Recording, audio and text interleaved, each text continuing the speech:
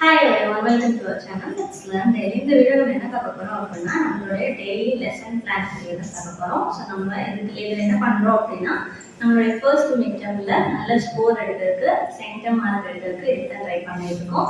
So கண்டிப்பாக எடுக்க முடியும். இதோட போர்ஷன்ஸ் நம்ம கொடுக்க நீங்கள் நோட் பண்ணாலே போதும். ஸோ இன்னைக்கு டே 2. ஸோ எங்களுக்குரிய plan for 11th and 12th என்னென்ன அப்படின்னா 12th ஸ்டாண்டர்ட்க்கு first superposition principle, electric field and electric field lines and the definitions. Electric field lines never intersect. So the reasoning question. Next electric dipole na enna. Next expression for magnitude of electric dipole moment. So the derivation of the last expression மட்டும். இது ஃபுல்லா 2 marks and 3 marks.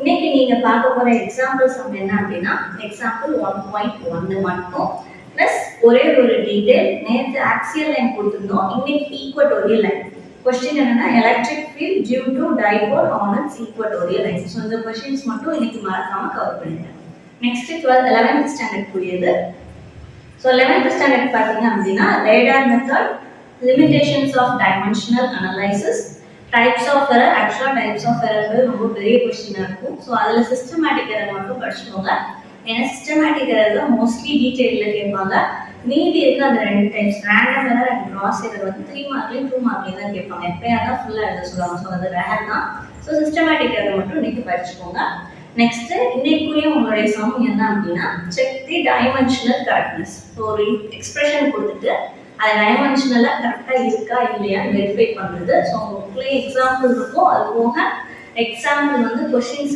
நீங்க படிப்பீங்களா அதுலயுமே இருக்கும் so அந்த எல்லாத்தையுமே பார்த்துக்கோங்க நீங்க ஜெனரலா யூஸ் பண்ற எல்லா ஈக்குவேஷன்ஸையும் பார்த்துக்கோங்க சோ அது மட்டும் பார்த்தாலே போதும் ஓகேவா சோ இன்னைக்கு மறக்காம உங்களுடைய போர்ஷனை கவர் பண்ணுங்க Thank you